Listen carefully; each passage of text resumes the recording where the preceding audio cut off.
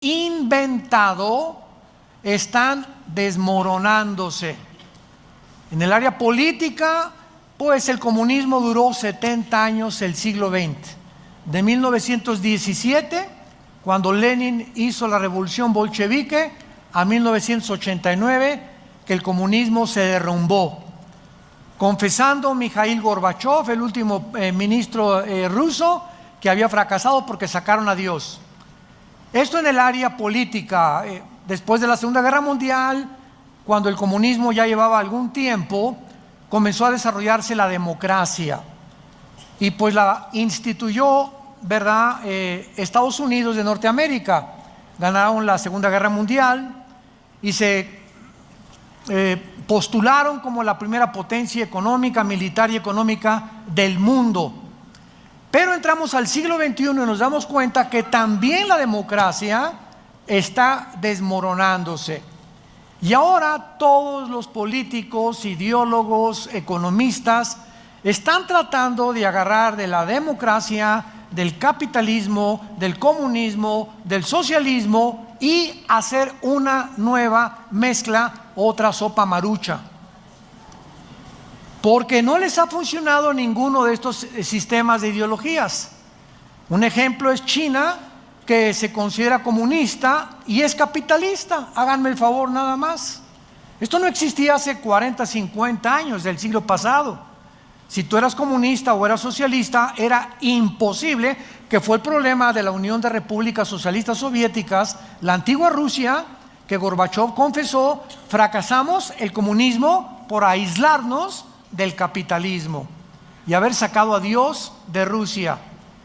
Y ahora pues vemos que el comunismo se está uniendo con el socialismo, se oye un poquito más bonito socialismo que comunismo, y estamos ante un mundo donde somos testigos que nada que el hombre desarrolle o invente puede prevalecer por nuestra propia naturaleza caída, pecaminosa y la imperfección de los seres humanos.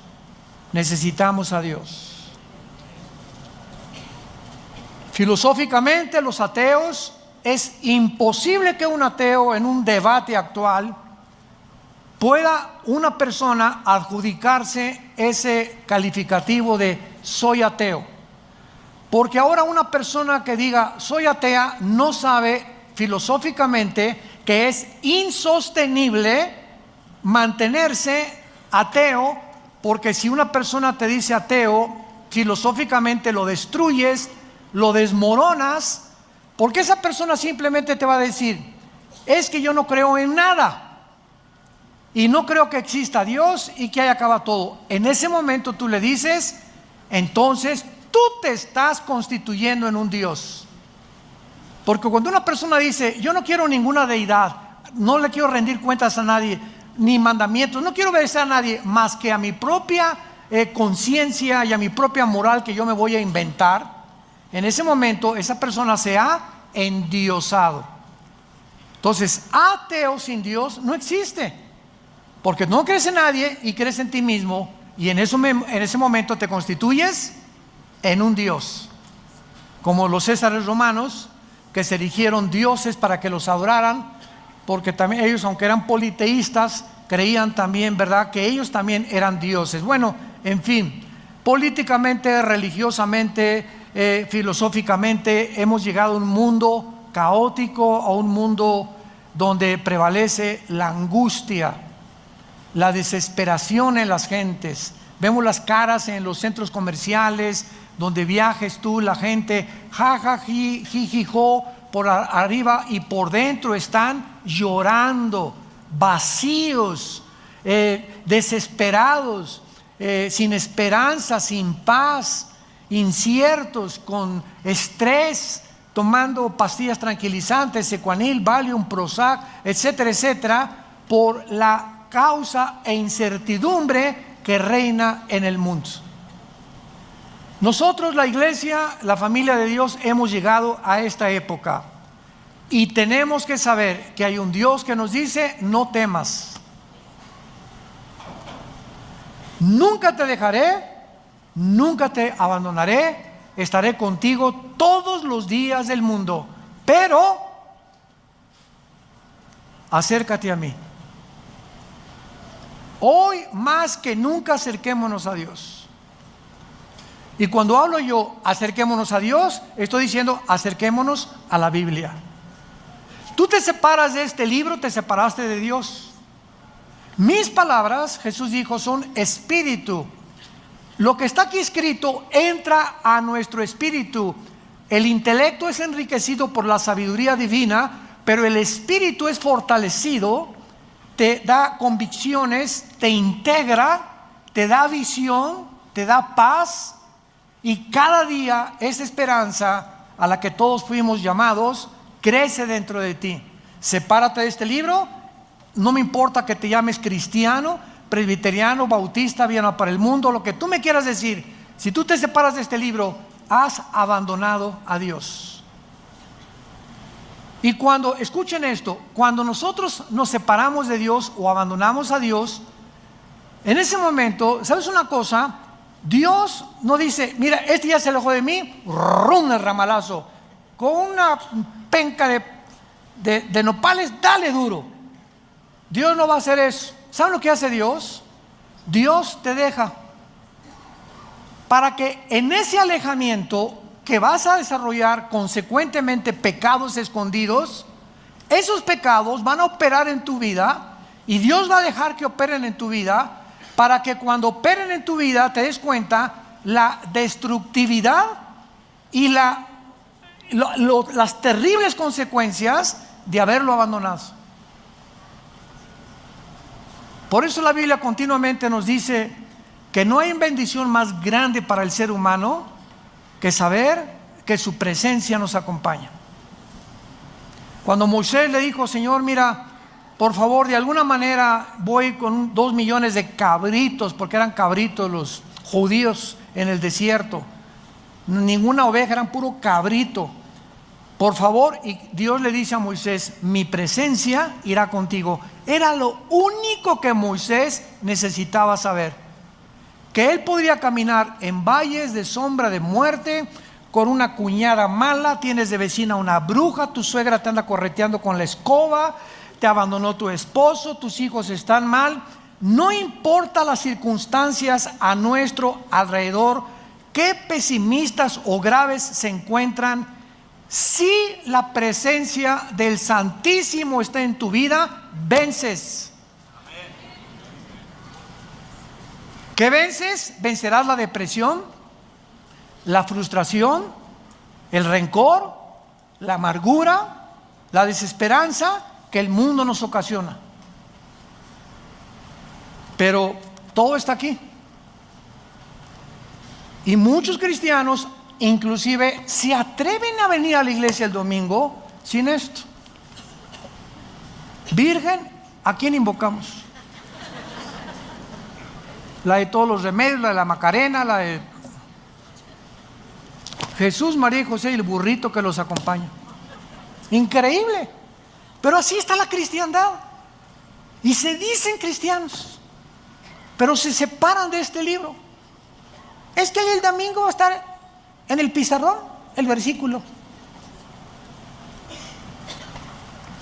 Bueno, una de las cosas más maravillosas que encontramos en la Biblia y de lo que se trata toda esta serie, ya no los voy a regañar. Una de las cosas más maravillosas en la Biblia que encontramos es que Dios ha establecido una semana profética de 7 días, porque en 6 días creó la creación y el séptimo descansó. Independientemente que detrás de esta semana, tú pregúntale a cualquier persona que quieras en el mundo, ¿quién inventó la semana de 7 días? Nadie te va a contestar. Y cuando le preguntas a un neurólogo o a un psiquiatra o a un psicólogo, han descubierto que el ser humano es imposible que se mantenga ecuánimamente, que se mantenga con una salud integral mental verdaderamente sana si no descansa. Si tú trabajas 7 días a la semana y tienes ya un mes que no haces nada, que te desligas de tu trabajo, te vas al boliche con tus hijos, una buena película, vienes el domingo aquí, ahorita te vas a comer unos chicharroncitos o al Chapultepec, pero no vas a pensar en nada una vez a la semana, no puedes continuar caminando con salud mental. ¿Por qué? Porque aquí adentro nuestras neuronas son conexiones eléctricas que cuando tú haces, comienzan a hacer así chispas y te comienzan a producir problemas mentales que te van a desenfocar de tu vida, de la sabiduría que necesitamos para el matrimonio, para consejos a nuestros hijos, para resolver otros problemas, porque estás tenso, estás tensa. ¿De dónde viene esa tensión? De tu incredulidad. Has llegado a ese punto simplemente porque no crees en Dios. No es cierto que creas en Dios. No es cierto que crees en la Biblia. No es cierto que estás memorizando la Biblia a diario. No es cierto que todos los días le echas tu ansiedad sobre él y llegas todos los días, Padre, el oro cayó, el dólar cayó, mi hija se fue, mi esposo me abandonó, mataron a mi perro, se comió un gato, a los ratones de mi casa, etcétera, etcétera. Lo que pase en tu vida, si tú tienes paz y la presencia de Dios está contigo, porque tienes contacto con el diario, con este libro, tú vas a vencer. Tú vas a ser y vas a formar parte de los vencedores que habla Cristo en el mensaje a las 7 iglesias en el Apocalipsis. Los que vencieren, los que vencieren, los que vencieren, los que vencieren. Y dice 1 Juan 5, 4 y 5, esta es la victoria que ha vencido al mundo, los que somos hijos de Dios. ¿Eres hijos de Dios? Eres vencedor. Y si no eres vencedor, es porque realmente no has nacido de nuevo, porque Dios no nos ha dado un espíritu de cobardía. Entonces, a partir de la semana que Dios estableció y se la dio a Israel para que descansaran el séptimo día, a nosotros nos dio el primer día, que es el domingo. Ya no vamos a meternos mucho en eso, hablé en la antigua conferencia de esto. Y la cuestión es la siguiente: Dios le da a Israel la semana de 7 días para que entiendan que el sábado no hagan nada, piensen en Dios nada más, alaben a Dios con la familia, etcétera, etcétera, se desliguen de todos los pensamientos de la semana. Y le dio Dios a Israel también la semana de años. 6 años tu esclavo, tu siervo doméstico trabaja contigo. El séptimo, en el año 7, lo vas a dejar ir. Entonces, este patrón lo vemos de una forma muy clara en la historia de la Biblia, porque si hacemos cuentas de Adán a Abraham, ¿cuántos años hubo? 2000. De Adán a Abraham, 2000 años. De Abraham a Cristo, 2000 años. ¿Cuántos llevamos? Muy bien. Y de Cristo a nuestros días, ¿cuántos llevamos? Si para Dios un día son 1000 años y 1000 años un día para Dios, estamos entrando o finalizando, ¿qué cosa? El año 6000 de historia. ¿Qué sigue? El día sabático o el milenio, que es el reino que Cristo prometió y en el cual se considera el descanso para nosotros, la iglesia, y para los judíos convertidos. Siguiendo este patrón, la pregunta es: ¿cuánto tiempo nos falta para que acaben estos 2000 años y sepamos de alguna manera, porque nadie puede poner una fecha para la venida de Cristo, podemos bíblicamente, de esto se trata esa serie, podríamos bíblicamente establecer un tiempo en el que realmente estemos seguros, sin ningún lugar a dudas, que nos encontramos en el año 6000 y que estamos a punto de salir del mundo para que Dios termine con Israel en la tribulación? Y la respuesta es sí, sí, sí. Esta semana que Dios establece en Israel es muy interesante. Veamos rápidamente, por ejemplo, en Éxodo capítulo 24. Ya ven por qué no trajeron la Biblia. En Éxodo 24, versículo 16. vemos estos 6 días que se repiten por todo el Antiguo Testamento. Esto es interesantísimo. Aquí en este pasaje Dios, recordamos, instruyó a Moisés que suba al monte Sinaí. Y ahí tenía que esperar, antes de reunirse con él, ¿cuántos días? Y la gloria de Jehová reposó sobre el monte Sinaí, y la nube lo cubrió por 10 días. Los que trajeron la Biblia sí saben contestar. Por 6 días, ¿qué 10 ni qué 10? Por 6 días. Y el séptimo día llamó a Moisés del medio de la nube. ¿Ustedes creen que es coincidencia esto? Cuando Dios menciona 5, 2, 15, 20, 40, nunca en la Biblia encontramos un solo número, algo que Dios relacione con la gematría, que es los números en el original hebreo, que no tengan un simbolismo profético. Apunten eso y recuérdalo como estudiante de la Biblia. Qué interesante que 6 días tenía que esperar Moisés. ¿Y por qué el séptimo? Porque era cuando Dios se iba a encontrar con Moisés. Veamos otro ejemplo, otra vez, de 6 días. Josué capítulo 6.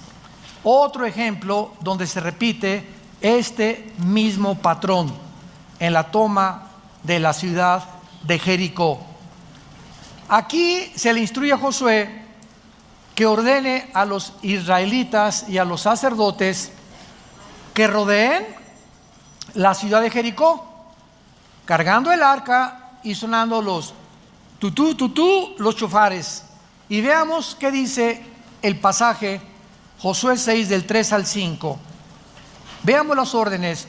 Rodearán la ciudad todos los hombres de guerra, yendo alrededor de la ciudad una vez.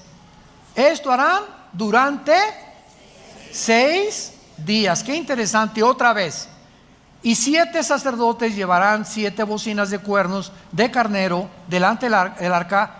Y al séptimo día, otra vez el día del descanso para Israel, el día del reposo, este séptimo día darán 7 vueltas a la ciudad, y los sacerdotes tocarán el shofar o las bocinas que Dios les dio para que ellos pudieran tocar. Vemos nosotros también que en el Antiguo Testamento se repite el patrón: 6 días y al séptimo te va a recibir Dios, 6 días Josué y al séptimo va a caer esto. Y esta repetición la encontramos de una forma interesante y misteriosa cuando Cristo se transfiguró con los discípulos.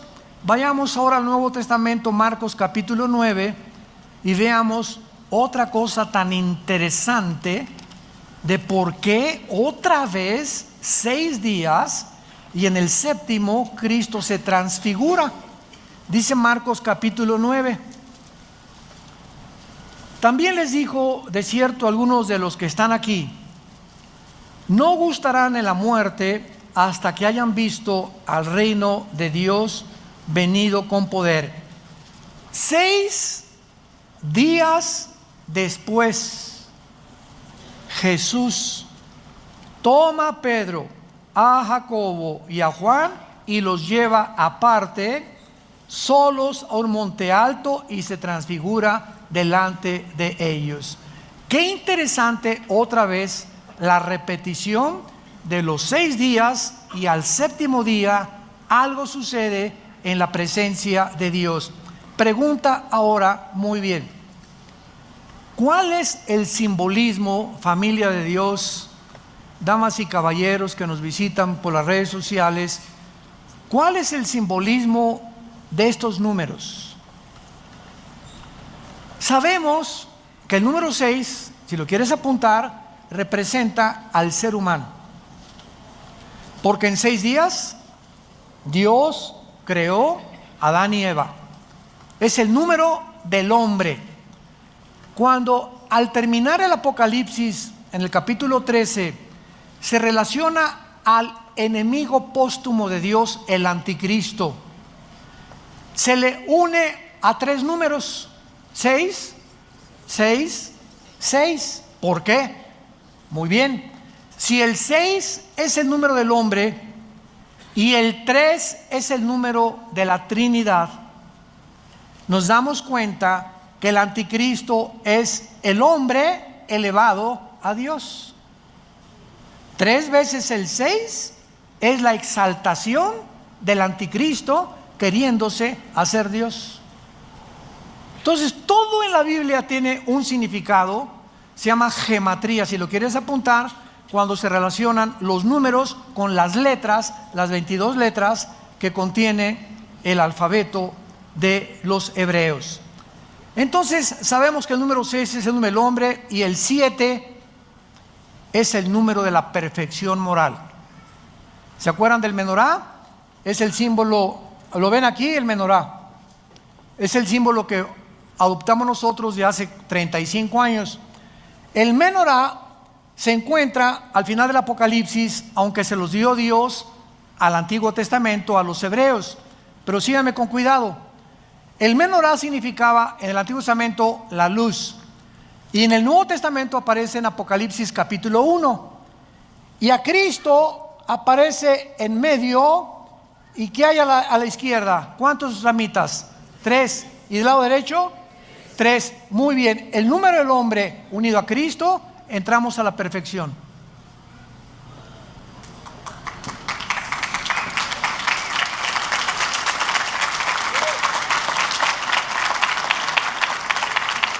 Cualquiera que me escucha, tú como ser humano, sin Jesús, eres una persona incompleta. No es hasta que Jesús entra a nuestra vida que subimos a un rango donde comenzamos, aunque no lo alcancemos en esta vida, de espiritualidad, donde la mente se nos abre y comenzamos a entrar a la dimensión espiritual mediante la Biblia, y nuestra vida comienza a ser restaurada, porque Jesús ha entrado y nos convertimos en la luz del mundo. Y tú eres la única luz en el salón de tus clases. Tú eres la única luz en tu taller de carpintería, en tu bufete de abogados, en tu consultorio médico, en tu taller de surcido, en tu escuela, donde quiera que vayamos. Estamos en un mundo en tinieblas. Ahora en Navidad te vas a juntar con personas de tu familia que no saben nada de nada más que pásame la de Tequila Cuervo. Y viva Jesús y viva Zapata también. Y si tú en estos tiempos en la que la gente está predispuesta de una forma sensible por Jingle Bells y Noche de Paz, hay un espíritu de melancolía en el mundo, etcétera, etcétera, si no aprovechamos, para eso lo hacemos, porque sabemos que Cristo no nació el 24, pero lo aprovechamos para que en este espíritu en que se encuentra el mundo demos testimonio de Él. Y ahora en Navidad, ay de aquel cristiano que tenga una noche en Navidad o que la pase con sus familiares y en toda la noche y en todo el día, ni el 25 hablaste de Jesús o les dijiste, por favor, pido la palabra. No me importa lo que van a decir de mí, quiero decirles que la Biblia dice, siempre digas, la Biblia dice que un hombre murió hace 2000 años. Querida familia, amigos que nos visitan, la Biblia dice que Él pagó por tus pecados, que Él murió y resucitó, fue enterrado y resucitó al 3 días. Ese hombre ha entrado a mi vida y no les puedo decir más que Él vive. Y quiero decirles a ustedes que necesitan arrepentirse de sus vidas e invitarlo a sus vidas, a su corazón. Si te hacen caso o no te hacen caso, no es tu problema. Los resultados se los dejamos a Dios. Tú cumple con el ministerio que Dios nos ha dado. Vayan y den estas noticias al mundo entero. Y si tú no lo haces, es porque no tienes el Espíritu Santo, porque Dios no nos ha dado espíritu de cobardía, sino de poder, amor y dominio propio. Entonces, si tú estás chico palas, y hay que van a decir de mí, mis cuñaditos, y por aquí por allá, esta cobardía que te invade, te denota que no tienes el poder del Espíritu Santo y por eso no das testimonio. Te engañas, no es cierto que eres cristiano. No es cierto que eres cristiano. No sigas engañándote más. Dios no nos ha dado espíritu de poder. Y recibirán poder, Hechos 1:8, recibirán poder cuando haya venido el Espíritu Santo y me serán. ¿Lo está haciendo? La única evidencia que habla que tú eres cristiano es que hablas de Jesús. Y no te importa la reacción, ni lo que digan, ni la persecución a la que te puedes enfrentar. Porque lo único que te interesa es cumplir con la responsabilidad de ser testigo del Hijo de Dios. Ahora bien, una vez que vemos que el 6 es el número del hombre y el 7 la perfección, el resultado de todo esto, de tantos 6 y el 6 y el séptimo, es que tenemos un patrón en la Biblia, un patrón que Dios nos ha dejado para que comprendamos la forma cómo se desarrollará la historia. 6,000 años de historia, estamos a punto de entrar al 7,000, que es el milenio donde Cristo viene, y Dios nos ha prometido esto. Así pues, hemos visto que hay un patrón en la Biblia y un plan de Dios, y esta es la razón también, ¿verdad?, de poder comprender el gran panorama que tenemos en la Biblia de Dios para entender dónde nos encontramos ahora. Lo único que podemos decir con seguridad es que nos encontramos en el año 6,000. De eso no hay dudas, porque de Adán a nuestros días ha habido 6,000 años de historia de acuerdo a las genealogías de la Biblia, con diferencias de años bisiestos. Cuando se cambió el calendario lunar, que es de 360 días, por el calendario gregoriano, que le aumentaron 5 días, minutos, segundos, estamos en años 365 días, los judíos son sus años de 360. Entonces ha habido bastantes cambios y decimos estamos en 2019, pero realmente si estamos en 2019 y realmente estamos contando los años de 360 días de parte de Dios, nos encontramos en la orilla de la venida de Jesús por nosotros.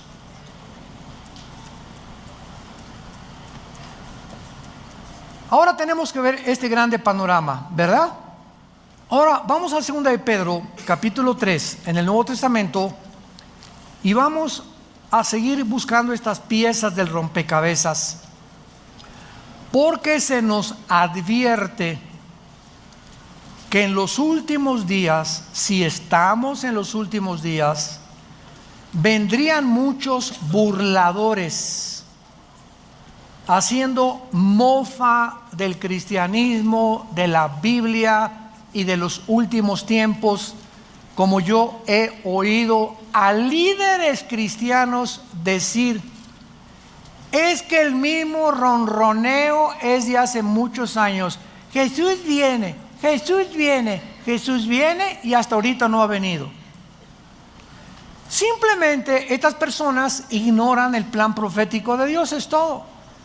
Y están expresando barbaridades, porque no entienden que si no ha venido es porque no se ha cumplido todavía los 2,000 años que tienen que cumplirse de la época de la gracia y de la iglesia, que es la que estamos viviendo tú y yo actualmente. Segunda de Pedro 3, versículo 3.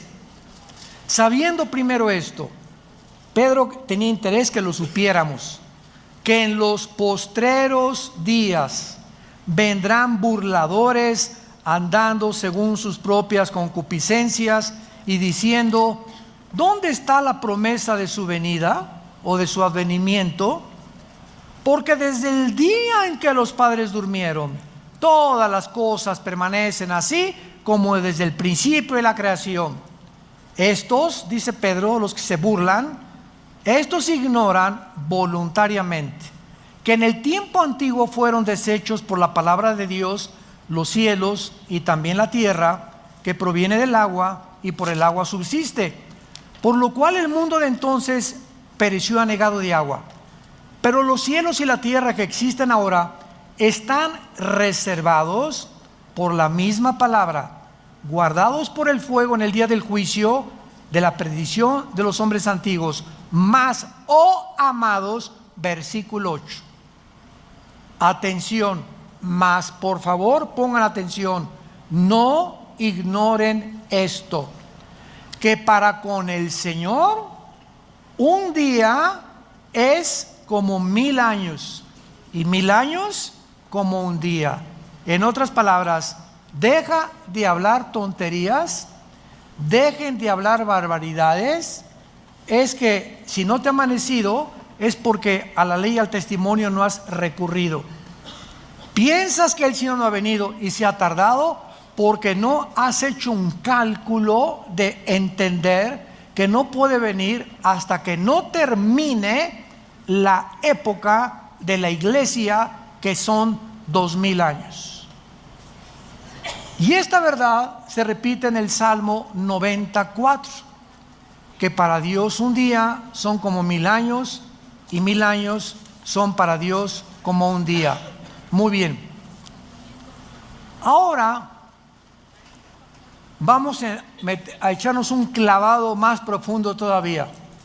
Vamos al libro de Oseas, en el Antiguo Testamento, Oseas, capítulo 5, y vamos a encontrar y descifrar otro misterio escondido, maravilloso, que tal vez muchos lo habíamos leído, y yo hasta hace algunos meses también pude, ya realmente me resaltó así, como decían los griegos, eureka.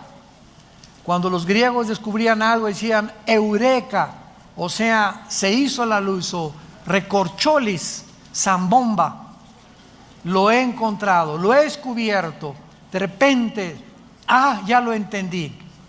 En Oseas capítulo 5, hasta ahorita hemos podido identificar el patrón de los 6000 años de historia humana, compuesto por las semanas de días que Dios le dio a Israel.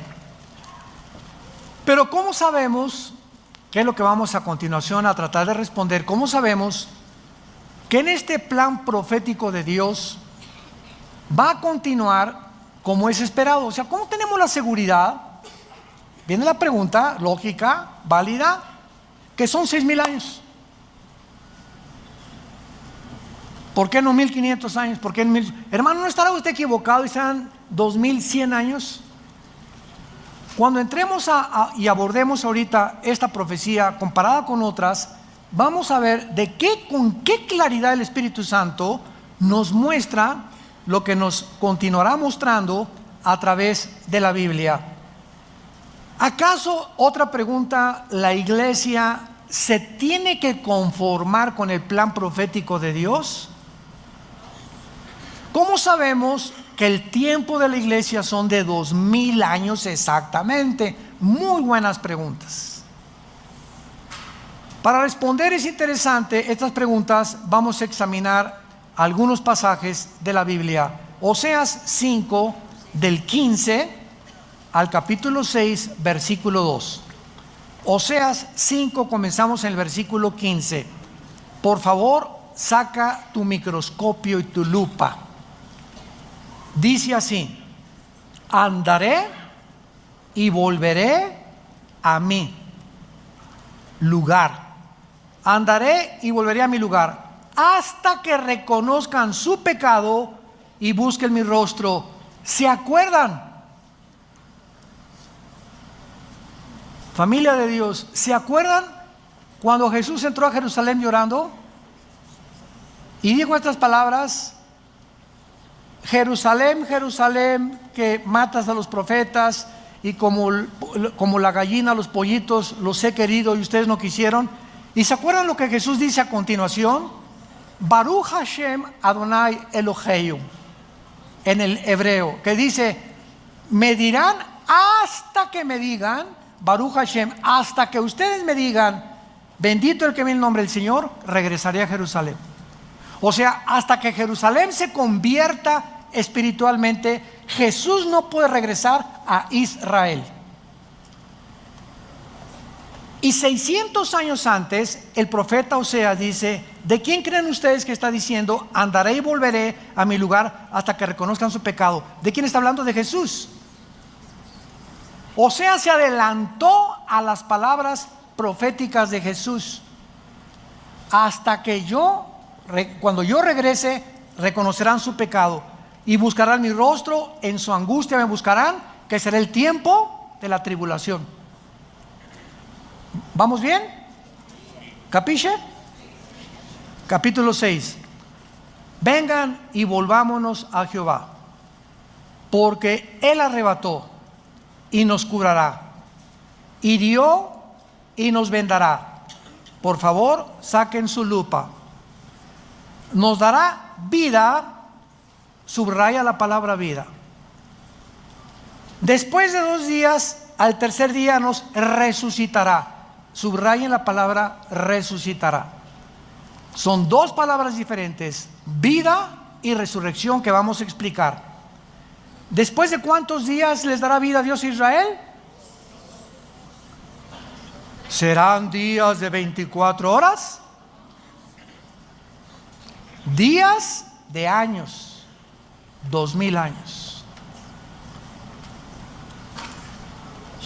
Ya me voy.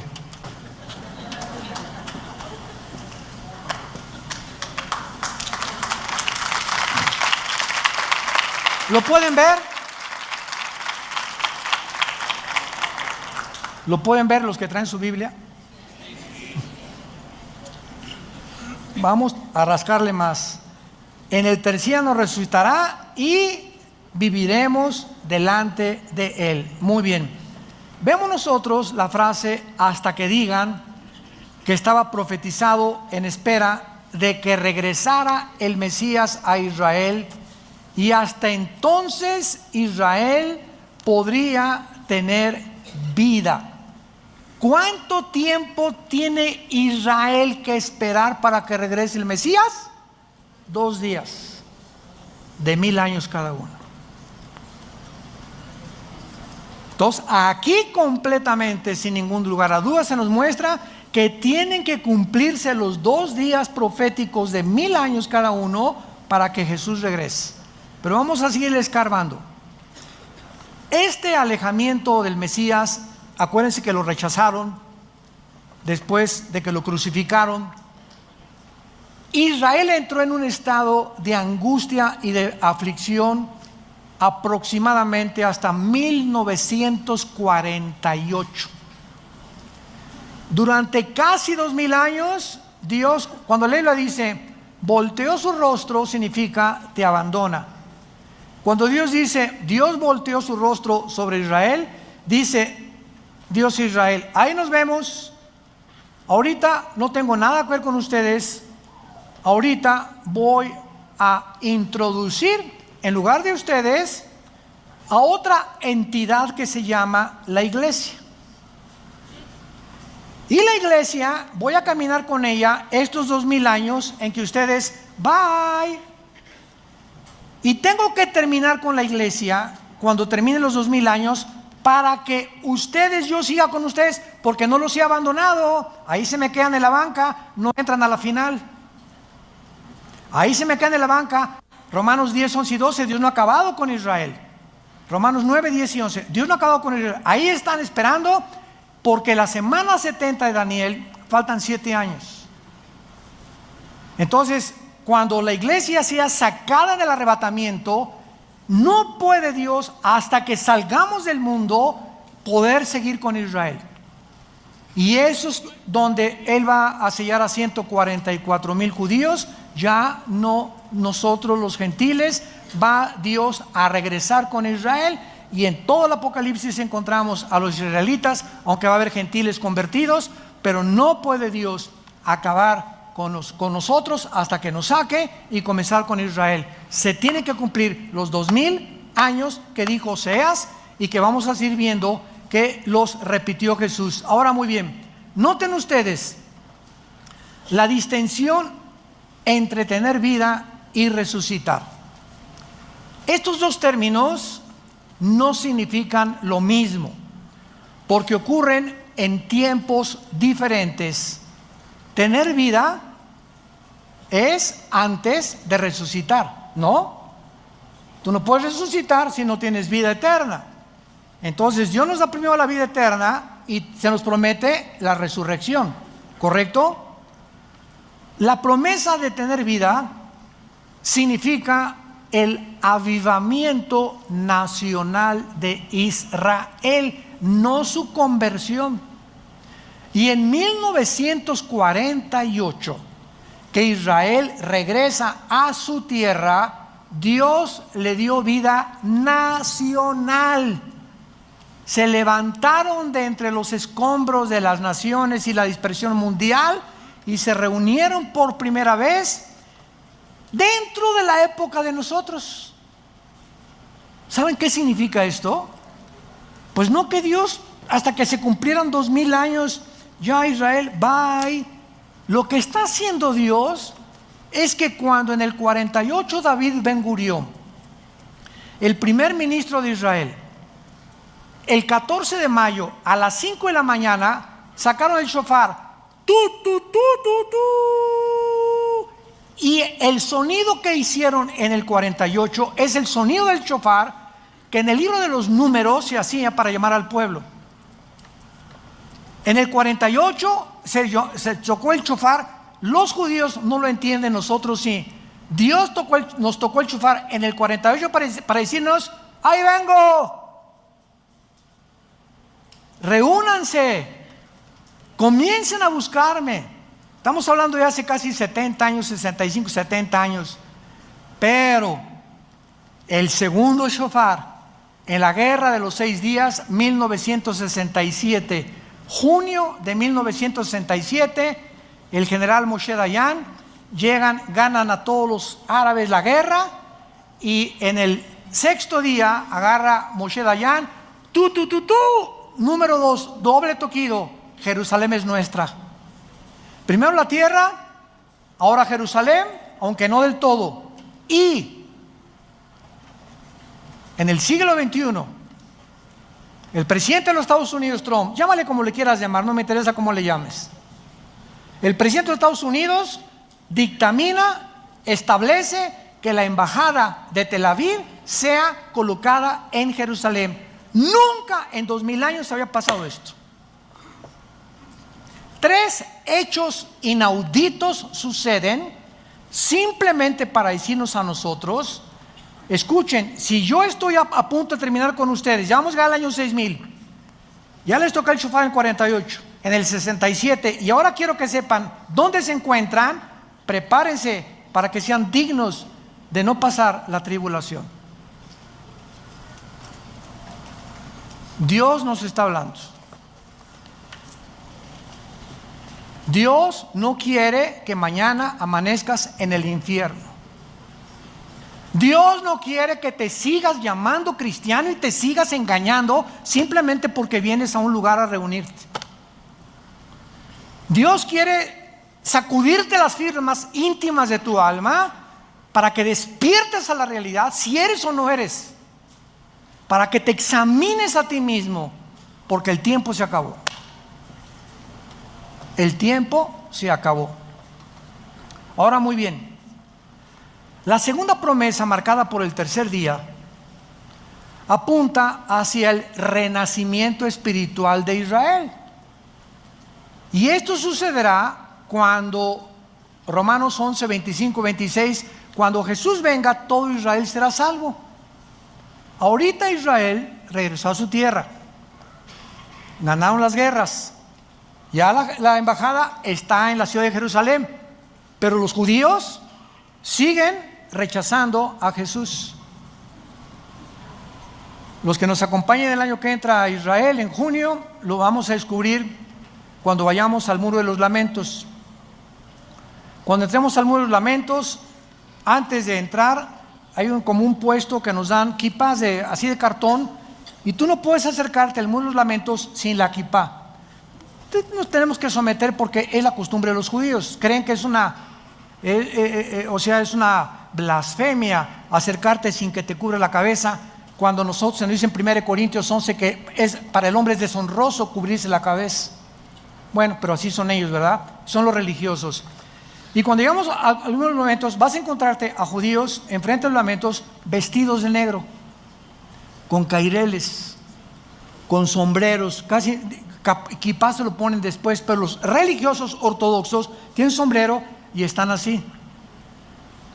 Y agarran papelitos y los escriben y los meten entre las hendiduras de las piedras del Museo de los Lamentos, para que cuando venga el Mesías, esas oraciones que introducen en las piedras se cumplan. Con la única diferencia que cuando ven el Mesías, no es el Mesías que ellos esperan, será el anticristo, que los entrampará y les hará creer que es el Mesías con los milagros que va a hacer. Y muchos escogidos cristianos también se van a ir con la finta y van a ser engañados. Entonces es una religiosidad en Israel ahorita impresionante. Y si tú en el Muro de los Lamentos, se los advertimos a todos los que nos acompañan, mencionas la palabra Yoshua, te apedrean, te adelantas al rapto. A mí me lo hicieron, no me apedrearon, me salvaron. Pero yo no me acuerdo, hace 3, 4 años, la última vez fuimos a Israel, yo no sabía. Gracias a Dios estaba conmigo un rabino argentino, judío, y comencé a testificarle a Jesús, y me rodearon como 10 rabinos, y me veían así con unos ojos horribles. Y yo estaba demostrándoles con el Salmo 22 y Isaías 53 que Jesús es el Mesías, pero estaban así tan expectantes y me decía desde atrás el misionero que teníamos: vente, me dice, te van a aventar pedradas ahorita, vente corriendo. Yo le decía que no te entiendo, ¿qué onda?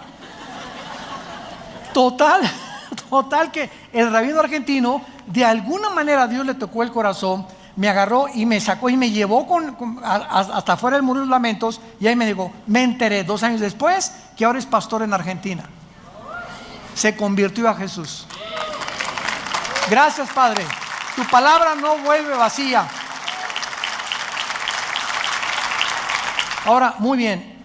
Y en penúltimo lugar, estos 2 días son muy interesantes porque, repito, ya Dios le dio vida nacional, va a venir la vida espiritual.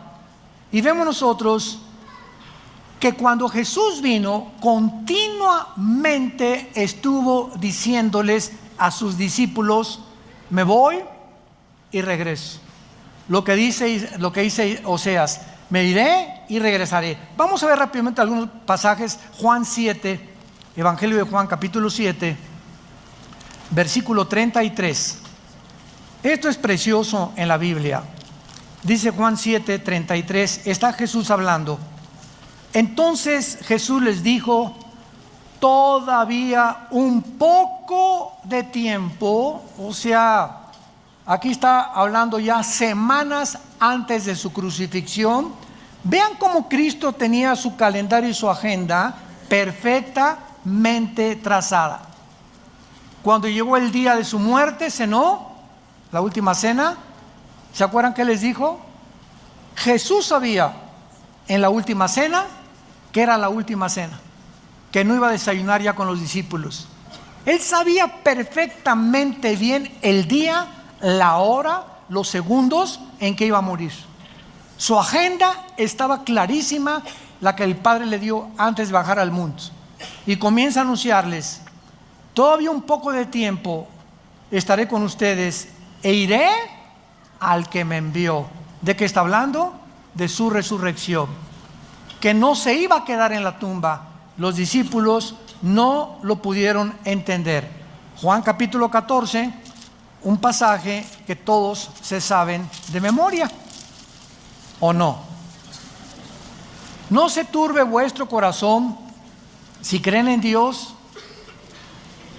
lo primero, no te intimides, no permitas lo que va a pasar en el mundo, no entres en depresión, en desesperación, en ansiedad.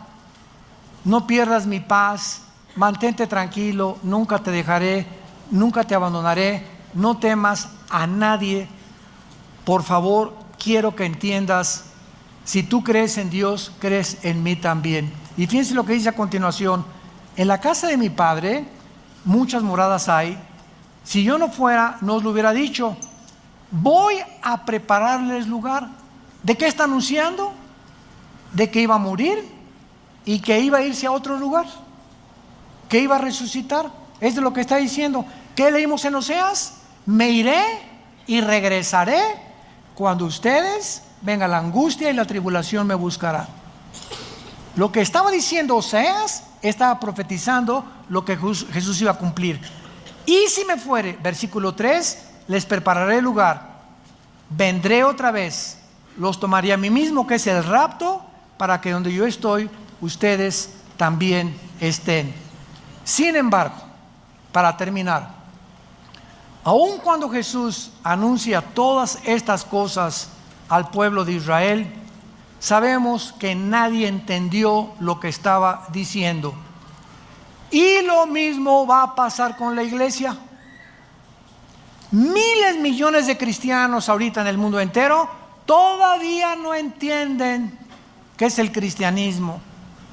No hablan de Jesús, no comparten el evangelio, no viven las vidas que Dios quiere que vivamos. Dicen, pero sus hechos lo niegan.